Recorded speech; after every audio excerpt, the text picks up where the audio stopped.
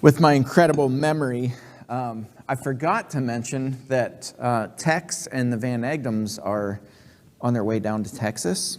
So that's why they're not with us today. So pray for them that all goes well, that they have great, safe travels, and that Stacy and Jared don't create a, I'll just say a homicide. We were kind of joking about that, like who's going to be the anchor for Tex on the way down? And Stacy said, "Oh, it's definitely Jared." She's like, "It's not me." So they were all looking forward to their trip down to Texas, and I got to talk to Tex just a couple days before they went down, and he was excited for it, and was looking forward to get to spend time with his brother and Steve family while they're down there. So we're excited that they got to go on that trip, and I hope they have a great time. We're talking about the cycle of loving neighbors, getting into the lives of our neighbors and loving them, moving them to loving God. If they don't know God already, teach them who God is and allow them to fall in love with God, and then moving them to serving others, getting into the lives of people and serving people who are in need. Our theme this year is God first. Our theme verse is Deuteronomy 6, verse 7.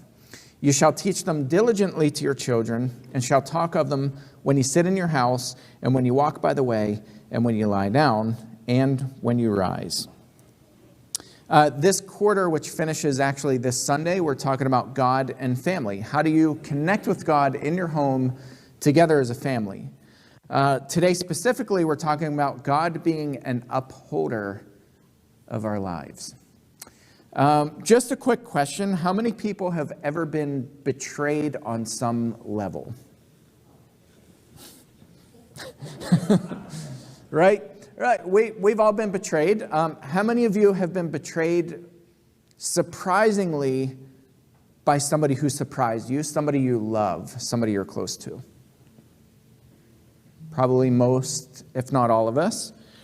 Now, I want you to imagine for a second being betrayed not only by somebody you know and you love, but by somebody you're related to and somebody who has vowed to love and protect you.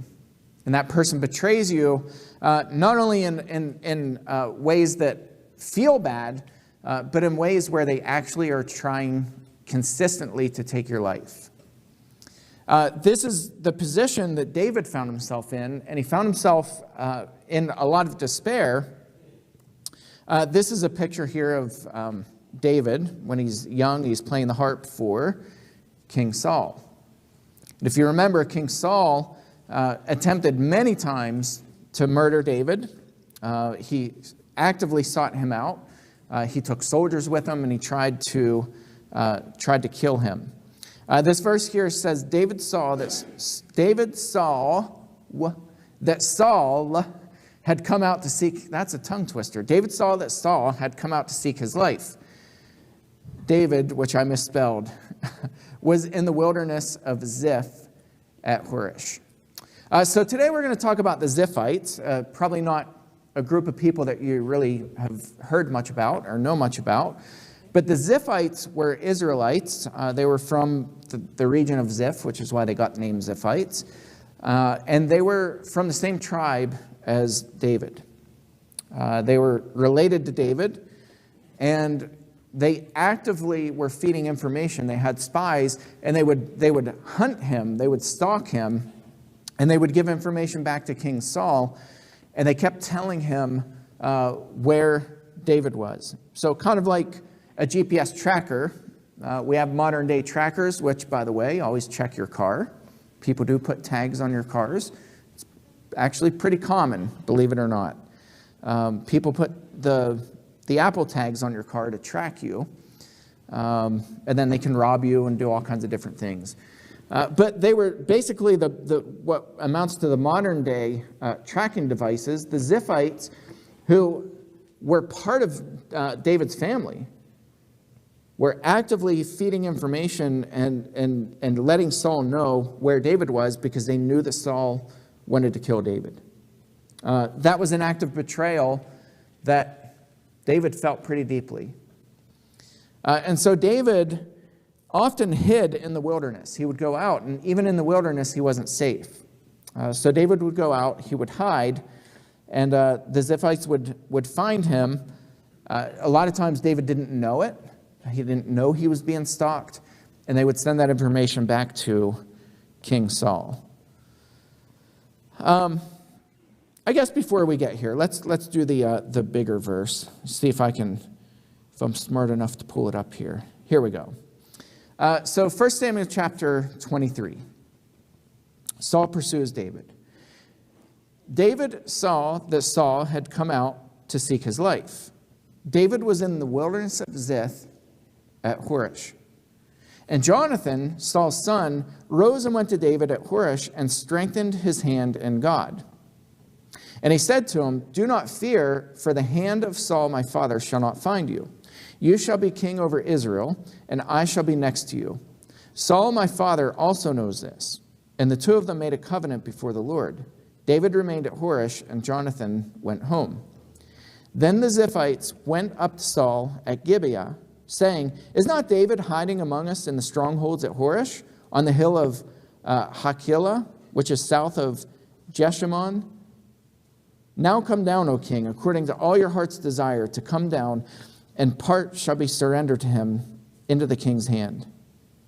And Saul said, "May you be blessed by the Lord, for you have had compassion on me. Go, make yet more sure. Know and see the place where his foot is, and who has seen him there. For it is told me that he is very cunning. See therefore and take note of all the lurking places where he hides." Listen to how much detail there is. It's not good enough to say, "Hey, we know where he is."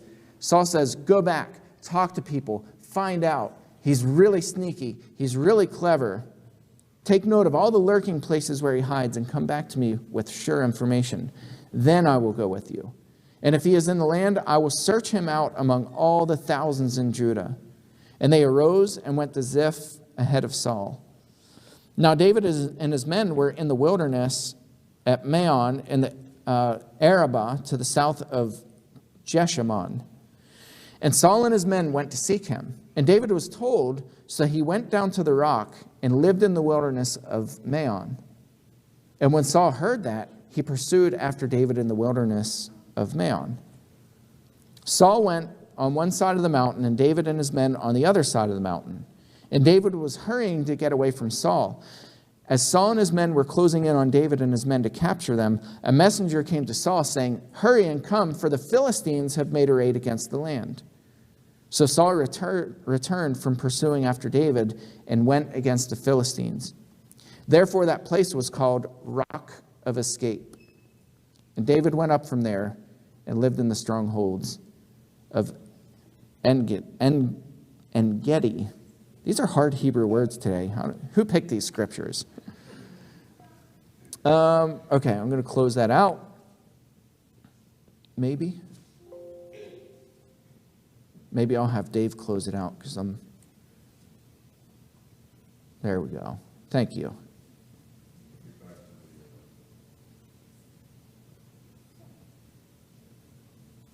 Look at that.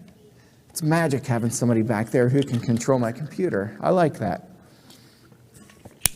So it was this whole situation where David wrote the psalm that's the context of our scripture.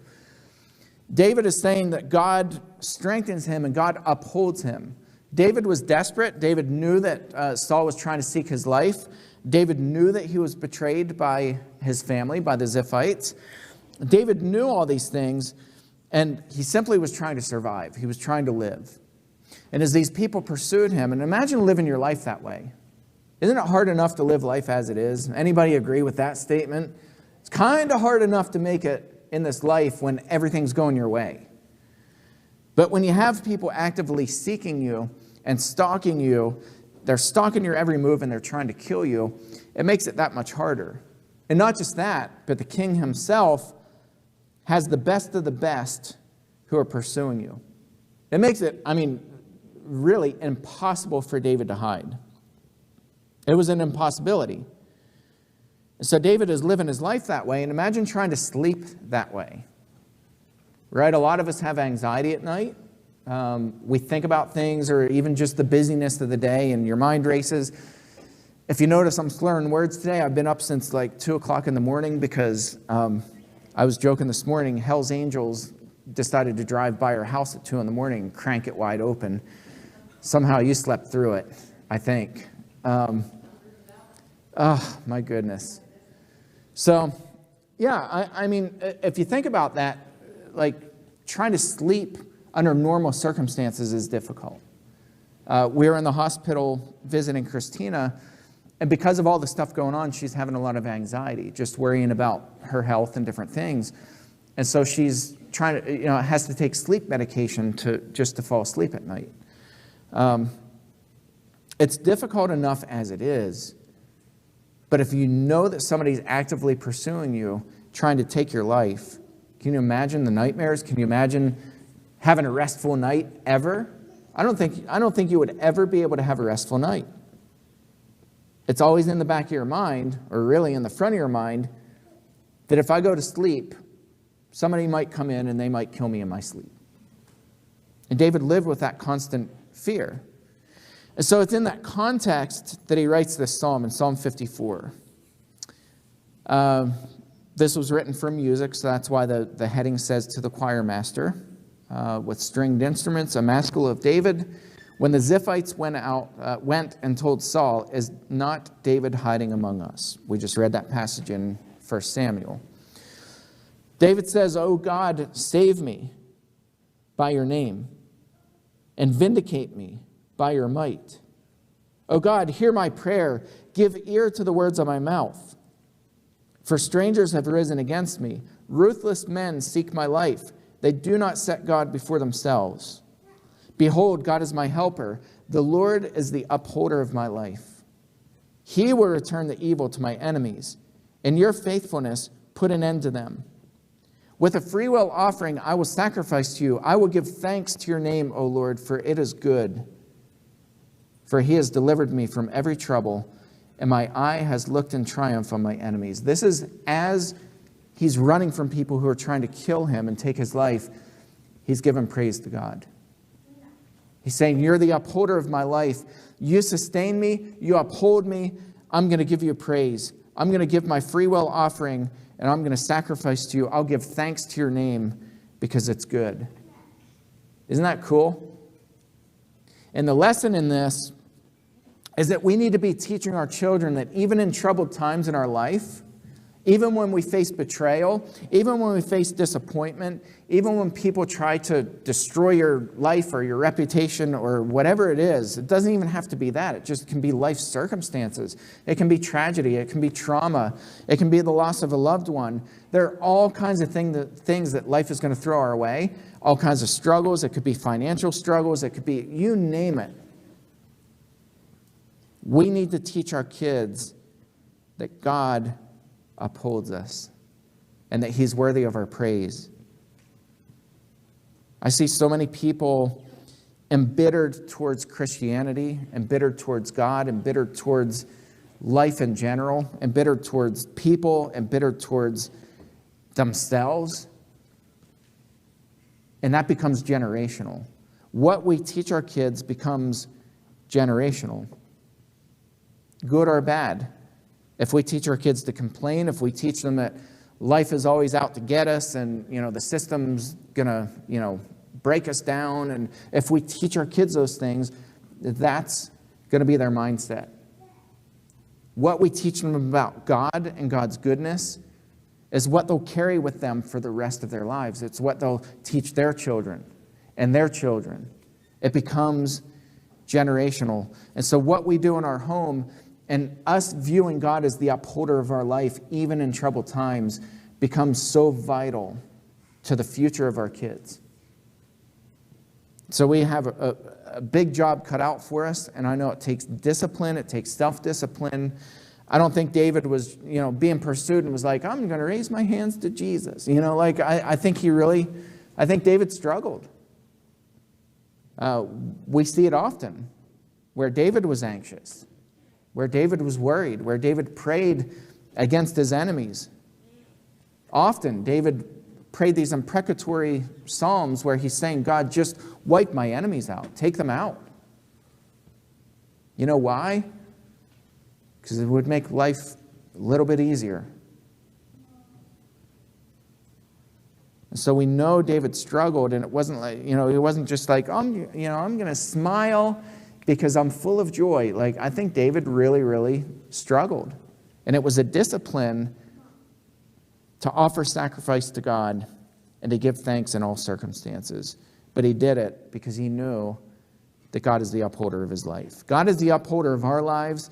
I think we need to remember that. We need to tell people that. We need to model that. Again, I keep going back to Christina because she's such a good example of this. Even when the nurses and the doctors came in the room, she said, I don't really have anything to complain about. She said, God is good.